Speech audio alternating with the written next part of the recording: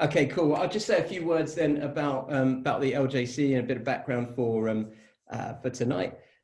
So for those of you joining us tonight for your first LJC event or tuning in from various places all around the world afterwards, the London Java community, we are a Java user group, London's Java user group. We're 13 years old now, 7,500 members, or about 7,380, I think, from today. And we've had over 600 events over the last 13 years that we've been running, including 12 unconferences now. But bigger than the numbers, we have true community values within the LJC. So we're very much all about mentoring, all about learning, and giving as many people a chance as we can. So for me, I'm Barry Crumford. I'm the founder of the community and one of the organizers. I'm not actually a developer myself. I am, in fact, a recruiter. Or I run a tech recruitment company called RecWorks. So our belief in all this and what we're doing here, we believe that recruitment can be a force of good in the tech industry. So what we mean by that, and our work sits somewhere between giving back to the industry and paying it forward in terms of building relationships. So some examples of what we do. Obviously, we've organized the events that have happened in the LJC. We also organized 2,000 mentor introductions through the Meet a Mentor community that we organize. And they're all personal one-to-one introductions, all completely free of charge. Anyone here is welcome to sign up and take advantage of that. And the latest thing that we've got is this new aspiring speakers group, which was started just at the tail end of last week. So we've got now 11, I think 12 members in that, and that's growing slowly and is our attempt to give people a chance and get people boosted into their conference speaking career. Anyone's interested in Meet a Mentor, LJC, or anything, then hit me up on LinkedIn or on Twitter at BCRecWorks. All of this is powered by recruitment, so it's all free. Everything that we do, the revenue and what pays for the people that do it, all comes through recruitment. So if anyone's looking for a role, if anyone's looking to hire Java developers at any point in the future, then please do bear us in mind. Anyway, without further ado, I'm going to stop sharing my screen at that point and hand over to Matt. So I did offer to give Matt a wonderfully long introduction, but he said it was just something nice and short and sweet. So he is a web developer, a Java champion, and a developer advocate at Okta. So with that, Matt, I'll hand over to you, and I hope you all have a great event. Cheers. All right. Let me share my screen. Can you see my presentation? Yes. Yep. All right. So I spoke at the London Java user group last September. I did a tour of the UK and Ireland and spoke at a lot of jugs, and I really enjoyed that event. So it's great to be back. You know, it's not there, but it's close. And I'd like to thank RecWorks, Barry, and Dominique for setting all this up. There's a lot of hard work that went on behind the scenes to coordinate it, and now we're here, so that's awesome. So today's talk is going to be security patterns for microservices architectures. And I actually stole this, this title slide here from a YouTube video. So both of this talk is available on YouTube already, and it's available as a blog post. But the good news is today we're live, so you'll get lots more ums and ahs and things of that sort that I trimmed out of the YouTube video. So who am I? My name is Matt Raible. I'm a hick from the sticks. I grew up in the backwoods of Montana without electricity or running water for 16 years. I had to walk 2 miles to the bus stop every day, and it felt like it was uphill both ways. So I have a very unique background, you know, growing up without electricity, but being in computers, right? That's kind of rare. So, so yeah, I live in Denver, Colorado with my beautiful wife, Trish, and my lovely kids, Abby and Jack. I also have a middle child. His name is Hefe. He's a 1966 Volkswagen 21 window that I bought off eBay in 2004 and took 13 years to restore. I started in 2006 and finished him really in 2016, and then version 3.5 was 2018. So he's a lot of fun to drive. I put a Porsche engine in him and a 915 transmission, so he really gets up and goes. I also have an expensive obsession with other Volkswagens, for instance, a Synchro Westie. This is a 1990, I call him Stout. So Hefe and Stout, you can tell I like beer. So Today we're talking about microservices and why microservices. And I don't know if you've seen it recently, but there's been kind of a backlash, and probably rightly so, because there's a lot of companies that adopt microservices, and there's a lot of developers that want to do microservices because it looks good on the resume, and because they go to conferences where people like this talk about you should do microservices. So I like to define microservices as if you're developing a large complex application and you need to deliver it rapidly, frequently, and reliably over a long period of time, then the microservices architecture is often a good choice. And this isn't from me, this is from Chris Richardson, a friend and expert on microservices. And so this is his guideline on when you should adopt microservices. And what I've seen is a lot of times companies will adopt microservices because they think their technology needs to scale, but really it's a mechanism for scaling people and delivering things rapidly, frequently, and reliably. So you have to have teams of individuals that can take a product from an idea all the way to production and monitoring in production to really be successful with microservices. But we're not here to really debate microservices today. We're more to talk about security patterns for them. So why am I doing a talk on security patterns for microservices? So Chris Richardson also runs Microservices.io, which lists numerous microservices patterns at the bottom. So if you scroll down to the bottom of the page, and the only one under security is access tokens. And so I thought to myself, like, that's kind of weird. So Matt to the rescue.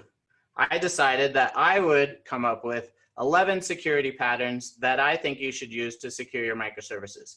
And so access tokens is one of them, but there's 10 other ones. And not everyone needs these patterns. Just like with Chris Richardson's Microservices.io, it's a conglomeration of patterns, but you don't need all of them. So I hope you find them useful. You don't need to use every one of them, but there's certainly a few that you should definitely use.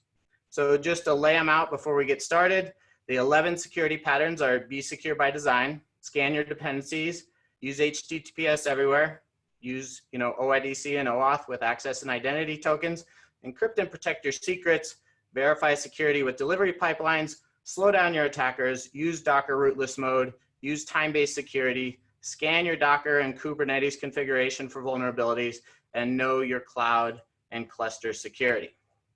So the first one, Secure by Design. It's a great book. I just finished it reading myself last week, and I highly recommend it. So secure code is the best code. So secure by design means you actually bake security into your software design from the beginning. And part of that is sanitizing input. If you have user input, you sanitize the data and remove malicious characters. But my friend Rob Winch, you might know him from the Spring Security Project, he's the lead of that, widely considered a security expert. He says he thinks it makes sense to design your code to be secure from the beginning using secure by design. However, removing malicious characters is tricky at best. So what he recommends is more encoding for the particular type of code or input you're bringing in. So encoding for HTML. And then he says, if it's a apostrophe, obviously in SQL, that's different than it is in HTML. You'll see people getting it stripped out of their names and stuff. So you just have to be sure that your characters are properly coded in the context you're using. So he's against removing malicious characters in that sense. So, there's different ways of looking at it, and that's why I wanted to add his perspective.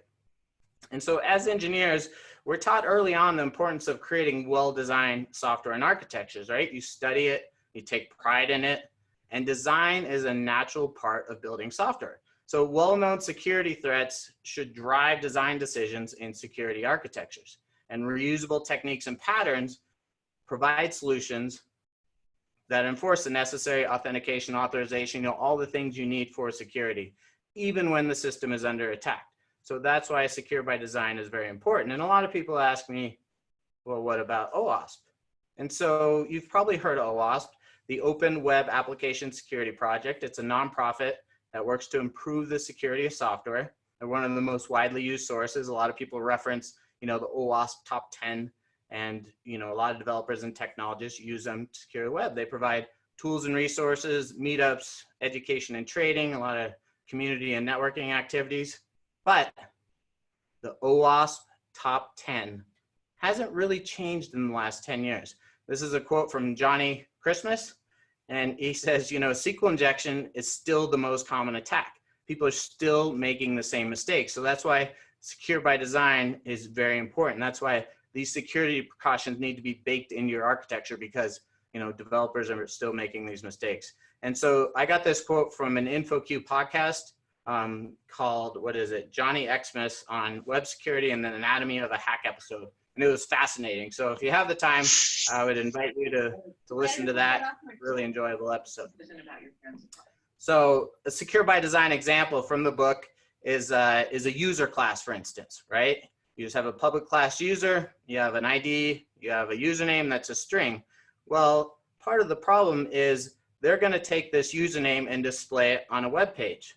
So if you accept any string for the username, someone could use the username to perform a cross-site scripting attack, right?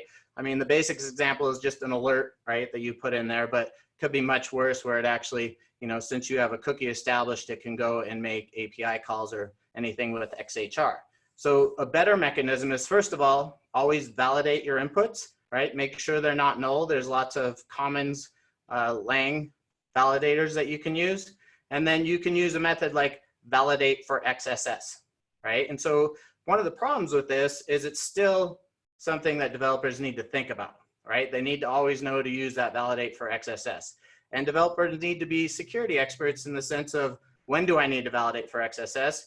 And it basically assumes that the person that's writing the code is, you know, thinking of every potential weakness that can occur. So a better design is to create a username class that has all the validation rules in its constructor, right? It's not blank, you know, it trims it, it makes sure it's of a certain length, and it uses regex to match a certain pattern. So that's a much better design because it encapsulates all those security concerns within the code. And then you can write it like this, where the username is just a parameter, and you can just do not null because everything else is being handled by the constructor. So when I first saw this, I was like, wow, that just makes so much sense. And there's many more examples like this in the book, so I highly recommend taking a gander at that and reading it if you have time. Number 2, scanning your dependencies. So third parties typically make up 80% of the code that you ship to production. In Java, we don't really see it as much because we have jars, and that code is in binary files, and we don't count those lines of code as part of our project, but really they are, right? If you're dependent on Hibernate or Spring, you're dependent on those lines of code. And I think what's really brought a lot of this to light is NPM and JavaScript projects where there is no binary representation of a dependency. It's all source-based. So when you do an NPM install and you get all that in your project, you're like, I have millions of lines of code. How did that happen? And so I think it's almost an accurate depiction of your application. You know, you really have a lot of code in there. So many of the libraries we use to develop software depend on other libraries. This is called transitive dependencies, right?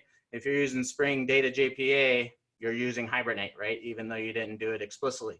So that's a large chain of dependencies, and some of those might have security vulnerabilities. So you can use a scanning program on your source code. Dependabot, I always say Dependabot, is a popular one. You know, identifies vulnerable dependencies or even updates them for you. So we're always using the latest version, which probably has more, you know, code in there. And if you're scanning your source code repository, I recommend scanning new PRs that come in, right, for any vulnerabilities there, as well as your main line that's in production, you know, maybe a nightly scan to see if there's anything that's changed that's vulnerable. And obviously any release pipeline that goes out, you want to scan and make sure everything's up to date there. So Rob Winch recommended I watch the application patching Manifesto. And part of his reason was because there was some takeaways in there that he really found valuable. 25% of projects don't report security issues. The majority only add a release note when there is a security issue. And only 10% actually record a CVE. So that's why it's important to have these automated ways of updating instead of relying on the projects to actually tell you that something broke or there was a security vulnerability in there. So you can see there's a YouTube link down on the bottom there if you want to watch that. So GitHub and Dependabot, if you're a GitHub user, you can use Dependabot to automate those updates via pull requests. Also provides security alerts that you should enable on your repository so you know when there's a vulnerability that's out of date. In Java, most of the projects are really good, and we've used it a few times on JHipster to actually send out when there's a vulnerability in the library we're using, and Dependabot will actually go and update all the repos and create pull requests for people that are using it. So that's really nice.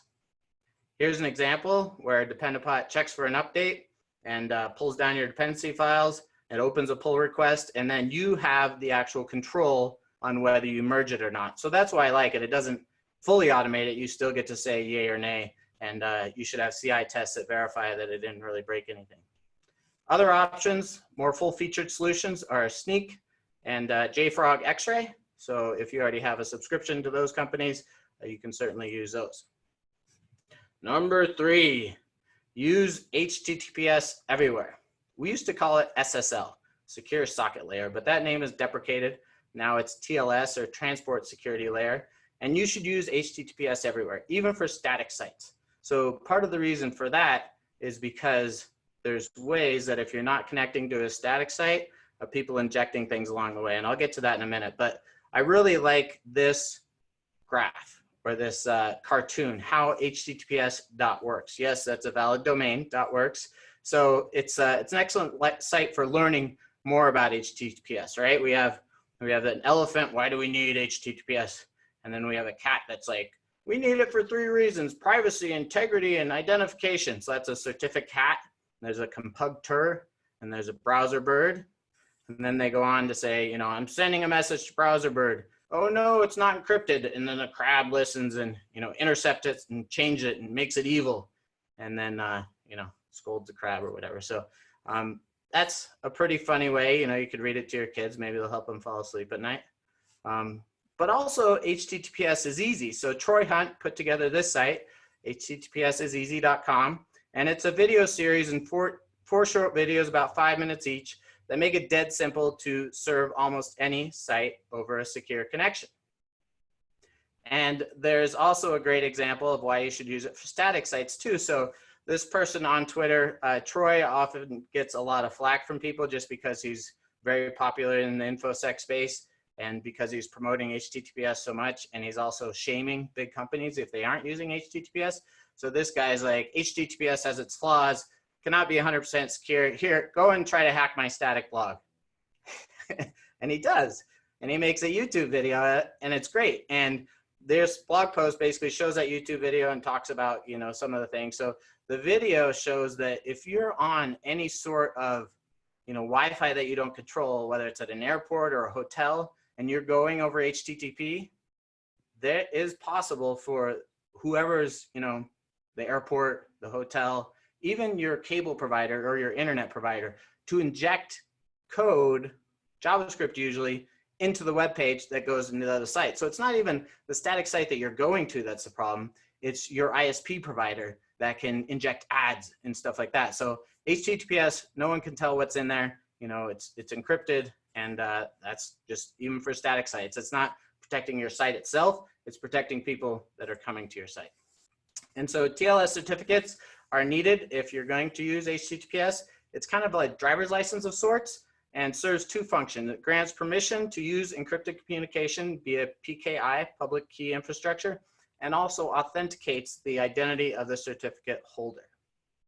And so you can get free certificates from Let's Encrypt, and you can also use its API to automate renewing them. So this is a quote from a recent article on InfoQ by Sergio De Simone. I think it gives a good background and history of Let's Encrypt. So Let's Encrypt launched on April 12th, 2016, and somehow transformed the internet by making a costly and lengthy process, such as using HTTPS through an X509 certificate, into a straightforward, free, and widely available service. Recently, the organization announced it had issued 1 billion certificates overall since its foundation, and has estimated that Let's Encrypt doubled the internet's percentage of secure websites. So yes, Let's Encrypt, you rock.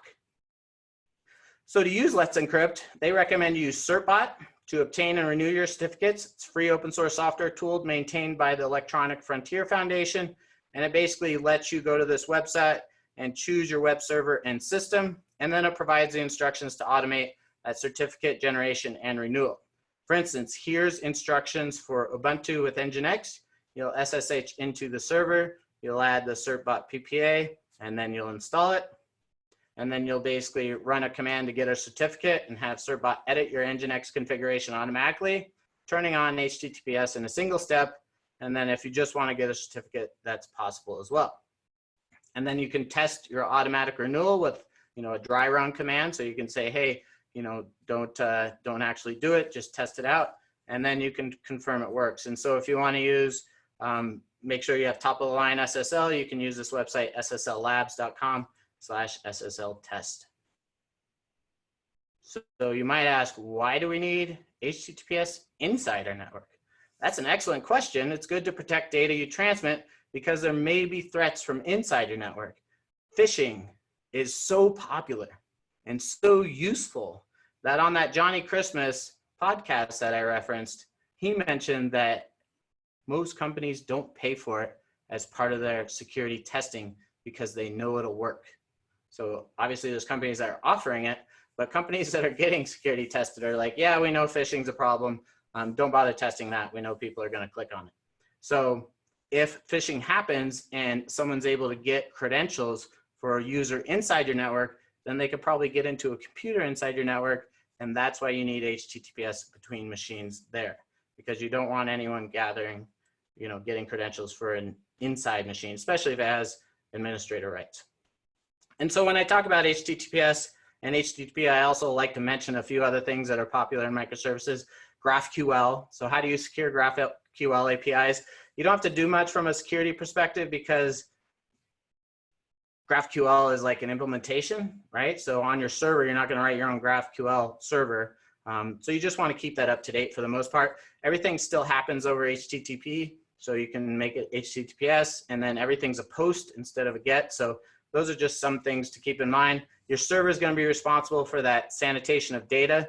So you just want to keep that up to date and make sure there's no security vulnerabilities there. If you're going to do something on the front end with React and you want to pass in an authorization header, here's just some code to show you how to do that. Someone on my YouTube video commented that, doing anything on the client with access tokens is probably not a good secure idea. And that's why in JHipster, everything that we have with OAuth actually happens on the server side. And so it keeps a client secret on the server. Nothing happens on the client. So if you have an Angular React app and you're actually doing like OAuth authentication in it, it's not the most secure. And really the only reason you should do that is if you don't have a backend that you can talk to, like if you're doing serverless and talking to a bunch of different servers. So I show all kinds of examples how to do it with Angular and React on the Okta developer blog, but it's still, you can be more secure if you do everything server side. There's also RSocket. It's a next generation reactive layer 5 application communication protocol for building today's modern cloud native and microservice applications. So if there's a marketing tagline like that and you can't just spit it out, you know that I copied it off a website, right? So it basically means that RSocket has reactive semantics built in, so it can communicate back pressure to clients and provide more reliable communication. So there's implementations for Java, JavaScript, Go, .NET, C++, and Kotlin, and you'll see the Spring folks talking a fair amount about it. Facebook uses it a lot, and yeah, works pretty nicely. As far as there's a company behind it, there's many companies that are responsible for helping develop it, but Netify is a cloud application platform built on RSocket that dramatically reduces operational overhead and speeds development with AI-driven management and reactive software components. So you can tell I copied and pasted that off their website too, right? Spring Security 5.3 has full support for securing RSocket applications. As far as anything else is concerned with security in RSocket, I think it's just Netify. I haven't really heard of other ones, but I haven't dived into RSocket a whole lot, so it's on my list for this year. To learn more about RSocket, I recommend checking out this blog post on spring.io blog, and it's by Ben Wilcock and shows you how to get started with it. Number 4, use access and identity tokens. So how OIDC works, or let's back up a bit. So OAuth 2.0 has been providing delegated authorization since 2012. And the reason that OAuth 2.0 was invented is because companies like LinkedIn or Yelp, when you would end your sign-up process, it would prompt you to add your contacts, right? So they could send emails to them and spam everyone. And what they would ask for is your Gmail or your Yahoo username and password. And at the time in the mid-2000s, people would just do it. And there was never anything that said we don't keep your password. Or maybe they said it, but there's no guarantee, right? So 6 months later, if you didn't change your password, they could go check for new contacts and spam more people. So delegated authorization and OAuth 2 is created. So you could basically tell some website that they can access some of your data on your behalf. That's the whole point of OAuth. And then what happened was there was no identity. So when people say OAuth login, it's really not a thing because identity is not part of it. And if you're going to have authentication, you need identity. And so it was just authorization. And in fact, an access token from OAuth can just be a random string of characters. So there's no data in it. And what started happening is people started putting data in it called claims and putting user information in it and things like that. So OpenID came about to basically make it so there was an identity component of OAuth. So OpenID Connect doesn't exist without OAuth, and OAuth without OpenID Connect doesn't have identity. So the numbers here, 1, 2, 3, 4, 5, are how OpenID Connect works. And it simplifies OAuth in the sense that it goes out and grabs a document from well-known OpenID configuration that has all the various endpoints, all the various scopes that OAuth server supports. It's called an authorization server that provides that information. And then number 2, you'll go to a token endpoint or an authorized endpoint to actually, do a redirect to say, hey, log into the site. So if you're doing it on Okta or you're doing it on GitHub or Facebook, all of the authentication details that happen after you see that login form, that's not part of OAuth. All OAuth is responsible for is, redirecting from an authorization endpoint and then getting access tokens back. So then number 3 is actually getting web keys or JSON keys to validate the token. And then number 5 is if you wanted to call a user info endpoint, if the ID token doesn't have enough information, you can go to that endpoint and get all the user's information. So you can also do secure server-to-server communications with OAuth using OAuth 2's client credentials. And so in this diagram, you'll see that the API client actually sits in one microservice. It talks to the authorization server to get an access token, and then it can use that access token to talk to the API service. So in this case, the API client might be one microservice, and you might actually have another microservice that serves up like your UI. So there's a couple patterns with authorization servers. These are the main component of OAuth. There's many to one. If you have many microservices talking to one authorization server, there's some benefits to that. The services can use access tokens to talk to any other internal service. So all the microservices can talk to each other. On that authorization server, there'll be a single place to look for all your scopes and permissions and policies. It's easier to manage because there's only one, and it's typically faster. But the problem is it opens you up to rogue services causing problems. If someone just adds a new microservices, use that same authorization server, then that could be issues if it's got any vulnerabilities. If one service's token is compromised, all of them are compromised, and there's kind of vague service boundaries there. So if you want to be even more secure, you can do a one-to-one. So every microservice will have its own authorization server, and then you can establish trust between those authorization servers if you need to. So the pros are even more security. The problem is it's a bit slower. It's harder to manage, right? There's more authorization servers, more scopes.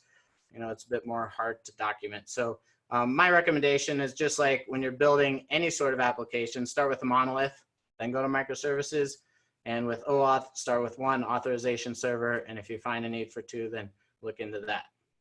So another thing I wanted to mention is PASETO tokens over JWT. So PASETO, I think, is the proper way to say it, but I always say PASETO. And you can see here, we modified these books. It used to be Java, right? And Java or JavaScript, and JavaScript the good parts, but this is JSON Web Tokens, and JSON Web Tokens the good parts. That's what PASETO is.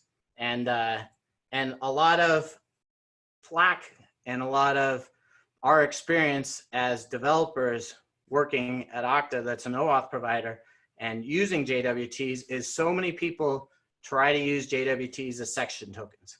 So there's all this, I don't know if it's rumors or what, knowledge, let's say, tribal knowledge in the community that says you must be stateless for your applications to scale. And yet there's not a whole lot of data saying it. Like there's big companies doing it, obviously, but what developers try to do is they try to develop these architectures that are stateless, and they use JWTs. So what happens is they put all that information in a JWT, and then on the server, it has to do encryption. It doesn't do encryption of the JWT. It basically does encoding, but there's parsing and everything built in. And that same mechanism has been around for 20 years. It's called session cookies. And so you don't really get a whole lot that's better by using JWTs as session tokens. So my buddy Randall rants on this all the time. You can read his blog post. He even made a t-shirt that says, I want you to stop using JWTs. And really, JWTs, as far as OAuth is concerned, is fine. But if you're using them as session tokens, then you're pretty much doing extra work, and web servers and web frameworks have already solved that for the last 20 years. So how PASETOs work is they stand for, it's basically everything you love, or let me define it first. PASETO stands for Platform Agnostic Security Tokens. So they got some capital words from, the same word in there. But it's everything you love about Jose. And Jose is JWT, JWE, which is JSON Web Encryption, and JWS, which is JSON Web Security, without any of the many design deficits that plague the Jose standard. So Jose stands for JavaScript Object Signing and Encryption. Long story short, using PASETO tokens isn't as easy as it sounds, because if you want to write your own security, it's possible, but no one really wants to write security. They kind of want to use frameworks like Spring Security, or use a provider like GitHub, or have someone else do the authentication. And so if you're using a well-known cloud provider, you have to convince them to use PASETO tokens. And so that's why it can be difficult. But we are working on, we do have a JPASETO project. So if you Google that, my good friend Brian wrote it. And so I've actually considered in JHipster replacing their JWT implementation with PASETO, because we control everything ourselves. So number 5 is encrypt and protect secrets. So when you develop microservices, talk to authorization servers or other services or endpoints, secrets can be an API key, it can be a client secret, it can be credentials for basic authentication. And the number 1 rule for secrets is don't check them into source control. And we actually enabled a service called GitGuardian on our repos just in the last week. And it's funny because I was doing a bunch of work with Docker and AWS and Netlify, and I checked in secrets, knowing it. And Netlify contacted me, or the GitGuardian caught it within a couple minutes. Netlify contacted me like an hour later, but AWS was on it within seconds. They sent me an email before GitGuardian even did it. So AWS is somehow monitoring Git for keys as well. And they even made me change my password, right? They were like, deleting your API key isn't enough. You have to go and change your password for your account. So they're very, security conscious. So even if you develop in a private repo, it's just a bad habit to get into, to check in those keys. So, try not to do it, try to figure it out. The easiest way is just use environment variables, right? That's one step up from, actually coding it into your code. And in the Java world, the one I'm most familiar with is HashiCorp Vault. So we published a blog post last week on Okta Developer Blog, shows how to use it with Spring. It's all pretty straightforward. Spring has some really nice ways to integrate it. There's also Azure Key Vault, and it's similar to Amazon's key management service. And that's also called KMS, right? So my coworker Randall is a big fan of Amazon KMS. So let me see if I can walk through this. In short, you'll start with a master key here. And I think there's a way that, oh, my computer's freezing up. Oh, didn't work. Does it give me a highlight? Almost. Well, there we go. So you generate a master key first, right? And then each time you want to encrypt data, you ask KMS to generate a data key for you. And then both of those are combined to create an encryption algorithm, right? And then your data uses that encryption algorithm, ciphertext, and it creates this encrypted message. So it's pretty secure because it's like a one-time, encryption thing. And like I said, he's a big fan. So number 6 is verify security with delivery pipeline. So dependency and container scanning should be a part of your source control monitoring system. And you should also perform tests when executing your CI and CD pipeline. So the new term, which I don't like, but I think some companies do, DevSecOps, right? It used to be DevOps, now it's DevSecOps. And the reason I don't like it is it just doesn't roll off the tongue, right? Like DevOps kind of rolls off the tongue. DevSecOps, like really? So it emphasizes the need to build security into DevOps initiatives, and I just wish it was easier to say. So DevOps, DevSecOps, injecting security into CD pipelines. And so one of the articles I really like on this topic is by Zach Arnold and Austin Adams. And it's beyond CI/CD, how continuous hacking of Docker containers and pipeline-driven security keeps, Y-Green secure. And so Y-Green, you're like, what? Well, Y-Green is a financing corporation that provides property-assessed clean energy financing to residential and commercial properties for energy efficient projects. So it's a technology company, right? Almost every company is a technology company nowadays. So there's a link to read more about it there. But in that article, they recommend a number of things. Create a whitelist of base images to use. So not just allowing any images for your Docker containers. Pull only cryptographically signed base images. Sign the metadata. Use only Linux distros that verify the integrity of the package. Only allow HTTPS, right? We talked about that in the beginning. And don't build images with a sensitive host path as a volume mount. And then what about the code? Obviously run static code analysis for known vulnerabilities, run automated dependency checkers, spin up your services and run automated penetration bots on the running containers. So one of the tools they mentioned is Z-Attack Proxy, which I've used in the past, and it works really nicely. What it allows you to do is you can just point it at a URL and say attack, and it basically crawls the links and tries to figure out things. The other way you can do it is you set up your browser to proxy through it and you record a session. And so you go through and you log in, you enter form data, and what it does is then it has your credentials, so it's able to log in, but it puts all kinds of bad data into those forms. And so, one example of a malicious attack is putting 1 million characters into a field, right? And that can crash servers, especially if there's a regex that tries to scan all those characters. That's why the secure by design is important, right? Check that it's, a max of 10 characters or whatnot, or don't allow 1 million characters. So you can find out those with Z-Attack Proxy, and it's basically, a nice way of testing your code from the outside without, knowing everything that could happen.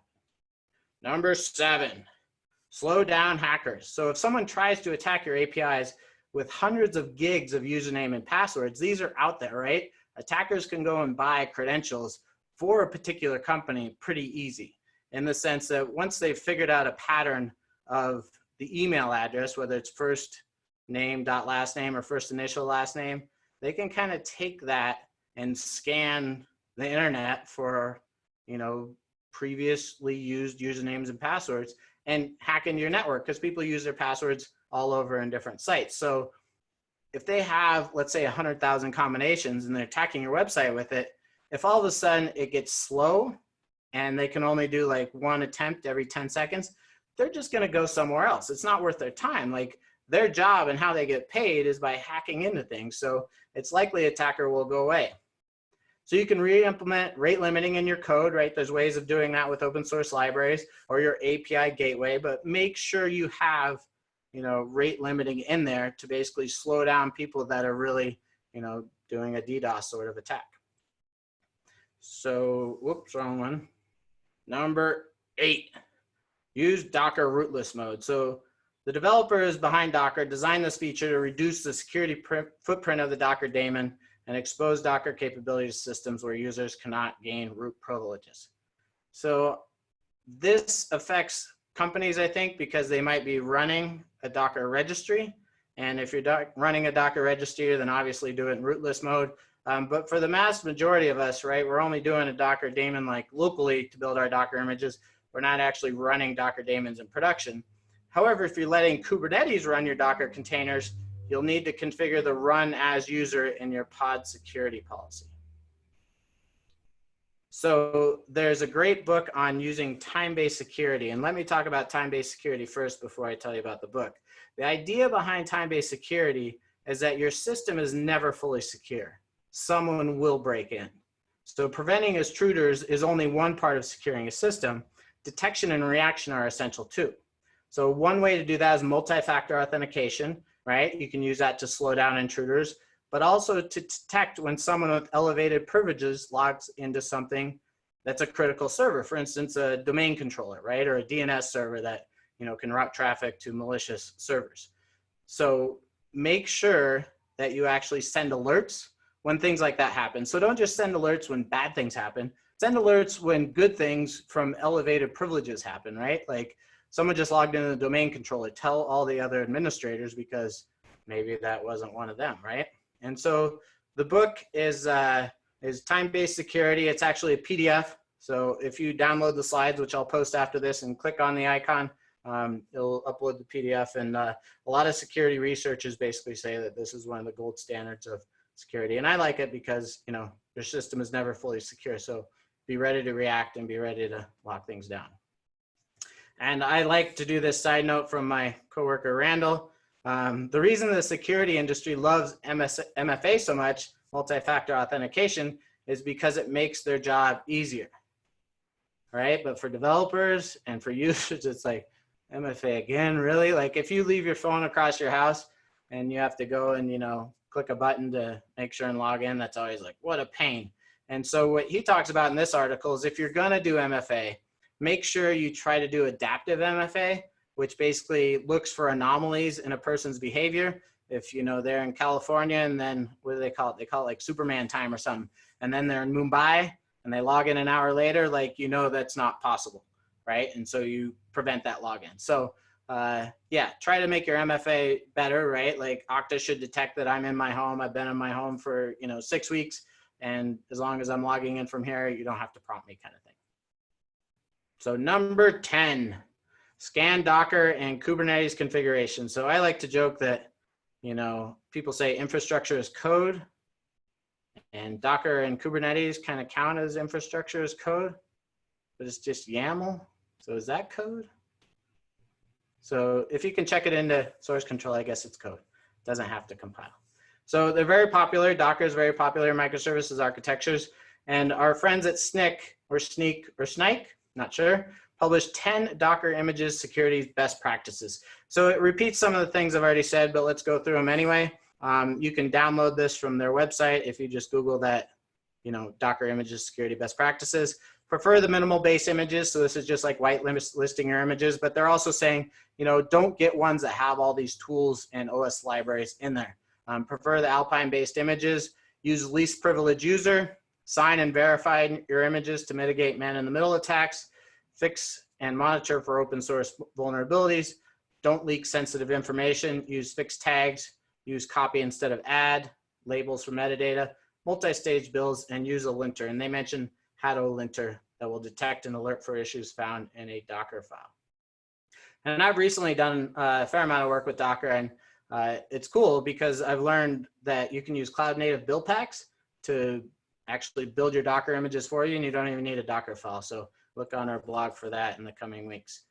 Top 5 Docker vulnerabilities. I didn't actually include these here because I figured you could go to the link and read it yourself because these are very specific. But, you know, White Source published this. You should also scan your Kubernetes configuration for vulnerabilities. So I'll cover that in the next section. So this is number 11. Know your cloud and cluster security. So if you're managing your production clusters and clouds, and if you're doing microservices right, that means there is a person on your team that is responsible for production, right? You don't separate anyone all the way from idea to managing in production. You're probably aware of the 4 C's of cloud native security from kubernetes.io. That's code, container, cluster, and cloud, colo, corporate data center. So that last one, they got a lot of C's in there. But basically each one of the 4 C's depends on the security of squares in which they fit. So it is nearly impossible to safeguard against poor security standards in cloud, containers, and code by only addressing security at the code level. So however, when you deal with these areas appropriately, then adding security to your code augments an already strong base. And so the Kubernetes blog has a detailed post from Andrew Martin titled 11 Ways Not to Get Hacked. Andrews offers these tips to harden your clusters and increase their resilience if a hacker compromised them. So this blog post is from July of 2018. You know, we're in May of 2020, but not a whole lot has changed. I do think there's been a fair amount of hype though, and I didn't really put the quote in here, but run a service mesh is in this as like a final solution, right? And I don't know that service meshes is really, you know, come of age and really solved everything in microservices like this article or this blog post said it might. But you can see, you know, obviously statically analyze your YAML because you're going to have lots of it. Use Linux security features, scan images, use network policies, use a third-party OAuth provider. So a lot of it's things we already said, but it applies obviously to Kubernetes as well. So a service mesh, in case you're not aware, provides critical capabilities, including like service discovery, load balancing, encryption, observability, traceability, authentication, authorization, and support for the circuit breaker pattern. So in a service mesh, requests are routed between microservices through proxies and an infrastructure layer. And what I like to say is a service mesh is often just AOP for microservices. So if you're familiar with Spring and AOP, how they allowed you to inject code and a lot of other code using AOP, Service Mesh kind of does the same thing. So if you're familiar with Spring Cloud and all it can do with like the Netflix OSS libraries, using a Service Mesh kind of takes that logic out of your code. So instead of adding annotations, you allow your Service Mesh to do it. And some people like them. I've heard they tend to use a lot of memory, but I haven't actually used one myself. So this is just a diagram from Red Hat showing your microservices will sit with a sidecar to basically intercept and provide security and provide routing and rate limiting and all that.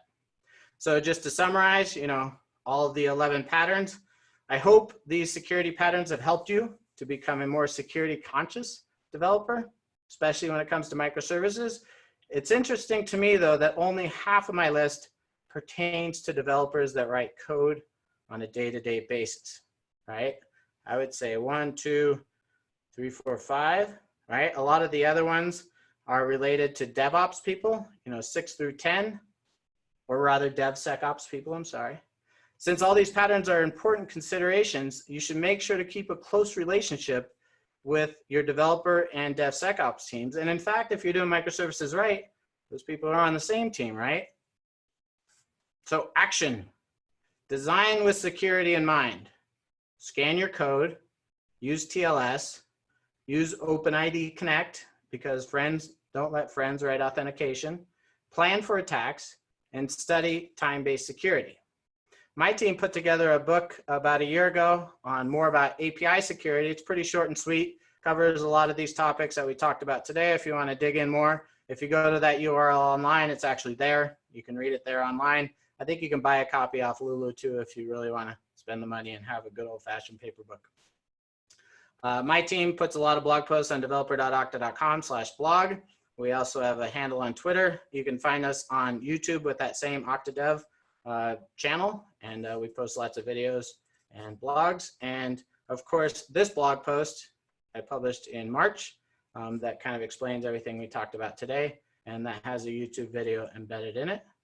So thanks to Chris Richardson and Rob Winch for their thorough reviews of this post and make sure I got everything right. And thank you for coming today. If you'd like to keep in touch, you can find me on raibledesigns.com.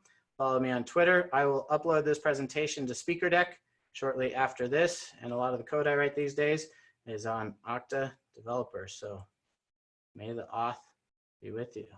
But we have time for questions. So I can check in the chat here, or you can just, unmute and ask away.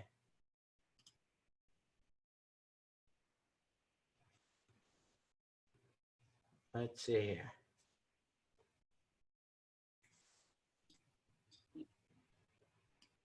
So there's a lot in here. Let's go to the top and see if they've been answered.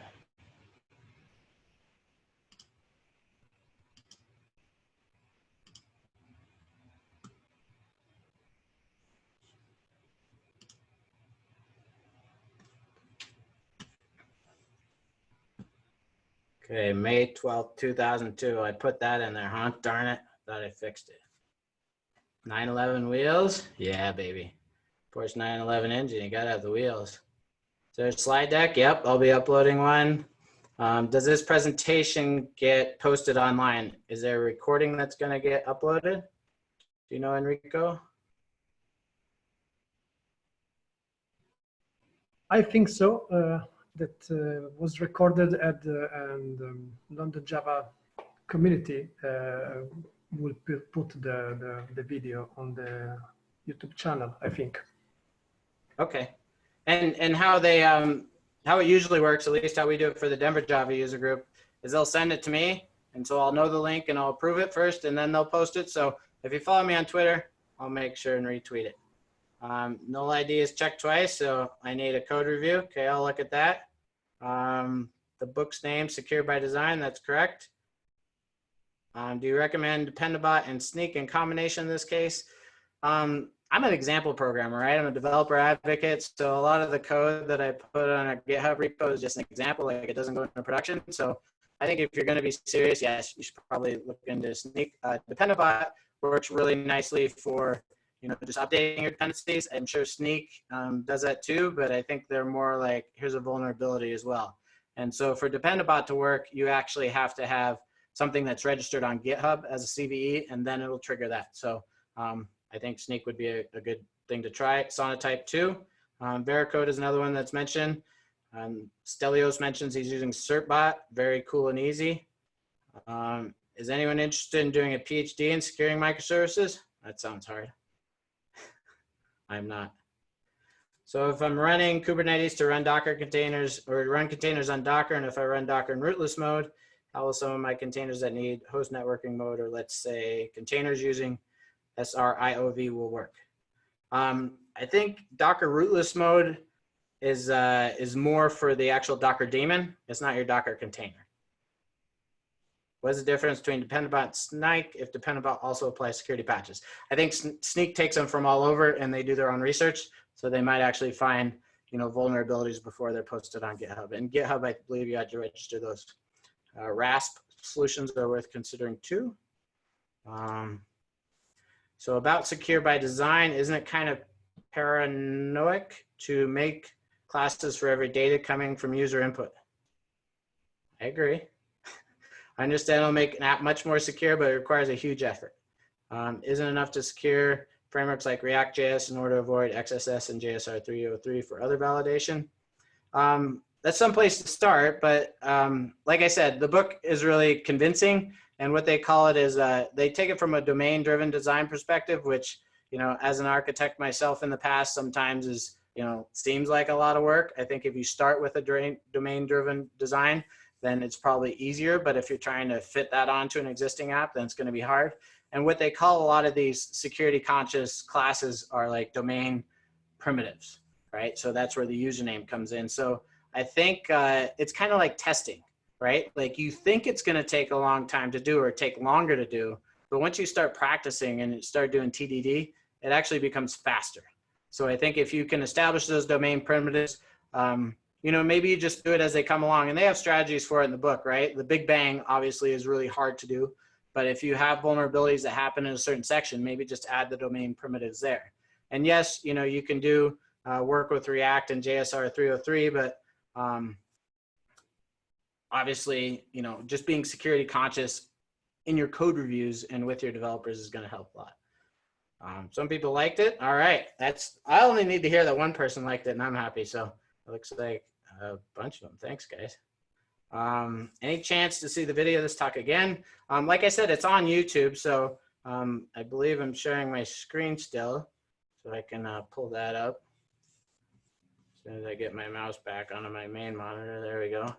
So if you were to go to, come on, Chrome. It's actually, the blog post did really well when I first launched it in March. And it, so if you Google for microservice security, it was #1 for a while there. I don't know why Chrome's not starting up. Try a different one. Sorry. Everything's slow and you have to share your desktop, right? So microservice.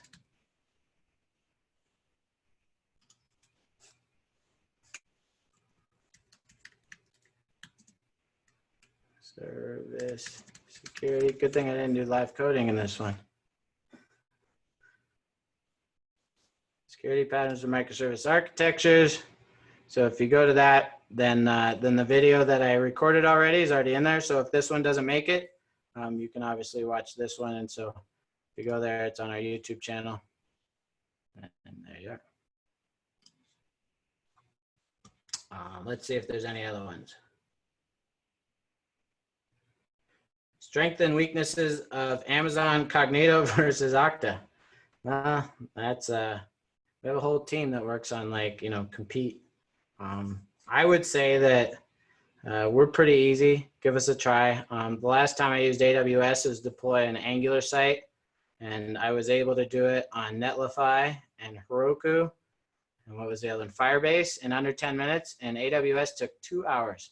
So AWS is often low level, right? You're building infrastructure. It's almost like Terraform. So that's what I would say is we're probably easier to set up. We are using Aqua Security to scan Docker images, which also scans the dependencies and reports vulnerabilities. So check out Aqua Security if you're doing Docker. Any alternative like Dependabot for GitLab? I haven't used GitLab, so I don't know. I'm sure if you tweet that out, then I can retweet it and we'll figure out a way. Learned a lot, cool. What are your thoughts on passing user JWT tokens to downstream services versus service-to-service tokens? So a lot of my examples, I actually take the access token from the gateway and use that to communicate down to the downstream one. It works, right? It's the simplest example to show, and that's what I showed a lot of people just because developers oftentimes are new to OAuth and they're just trying to get stuff working. And so yes, doing client server-to-server communication with client credentials is going to be more secure, but then you're going to have to set up more apps on your authorization server, right? You're going to have the one where people, log into the gateway, and then you're going to have another one where the servers communicate with each other.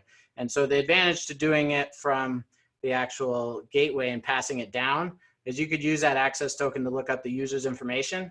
And if you're doing client to or server to server, then it doesn't really have that user information in there. So if you need any sort of identity, then that's where passing it between will help. Lots of talking about observability of microservices. Any good, interesting for security? What would you observe from this point of view? Dependency check Maven. So dependency check Maven, I'm assuming that's a plugin that you could use. There is something I've been meaning to look into, and that's Spring Cloud Sleuth.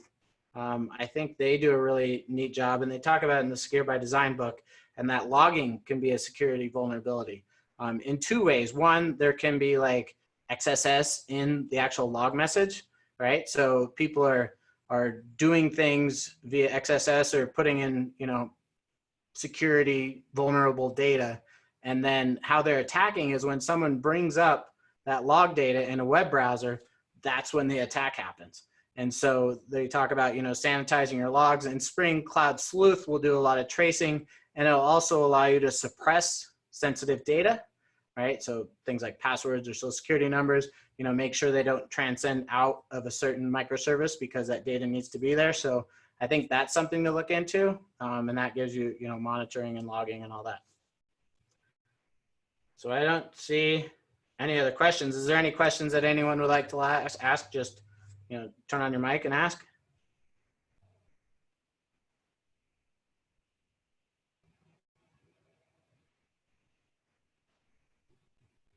That's a no. So that means I'm done? I think so. There's a question on the chat.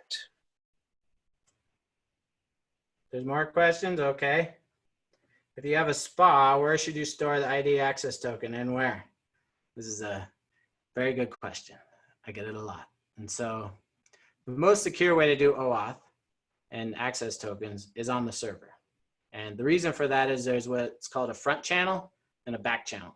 So when you click on a button that says log in with, Facebook or Google or Okta or whoever, it hits an authorization endpoint. Then that authorization endpoint basically says, hey, is this person logged in? If they are, it redirects right back to the actual client.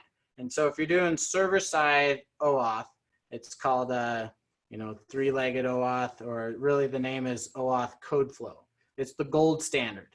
And how it works is there will be a client ID and client secret that gets passed on a back channel. So the front channel is your browser, right? You hit that button, it redirects in your browser. If you need to log in, you come back. And what you'll come back with is a code. And that code, the server will send back. And so let's not talk about the code for a sec. The code can work in other ways on the client with Pixie, public code key exchange or something like that. But the problem is that if you have an access token in your browser, it's vulnerable. And it's not vulnerable for you because you can actually, protect your site and only use well-known scripts. The problem is once your site goes to production, marketing is going to get involved and they want to put these tracking scripts on there. And if any of those get compromised, then yes, someone could get your access token. So the most secure way is to do it on the server, and then the server communicates with a back channel with that client ID and secret to get the access token. and then it'll store it in the session. So if you have a SPA, the most secure way to do it is to package it with an actual server application. So this is what we do in JHipster. There's a server-based application that's Spring Boot, and now you can use Micronaut or Quarkus or even .NET. And on the front end, there's Angular and React. So while you're developing, there's separate applications. You proxy from your SPA to the back end. But when you build a production app, they're the same application. So it still communicates the same old-fashioned way that's worked for 20 years, and that is cookies, right? It knows you have a session with a cookie, and it doesn't store that actual access token on the client.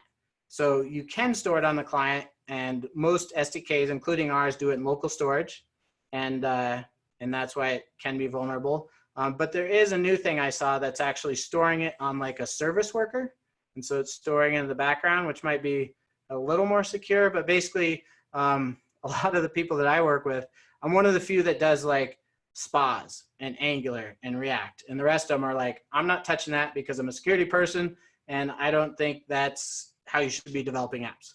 You should do server-side apps and MVC and all that. And, you know, I'm new age, so I'm into the Angular and React. But for production, right, I do it, and I recommend like JHipster does it, where you package them together. If they have to be separate, at the very least, use Pixie, auth code flow with Pixie. Don't use implicit flow. Implicit flow is deprecated. You should not use it. The reason is because the access token is passed in the browser address bar, and so it's public, it's available. And with Pixie, it's a little bit better. There's a code challenge and exchange that happens. When you first go, it sends a code, and when it comes back, it has to have, you know, the same code, and it does some matching there, and then it makes the request for the access token via XHR, so it's not in a browser bar. So hopefully that answers that question.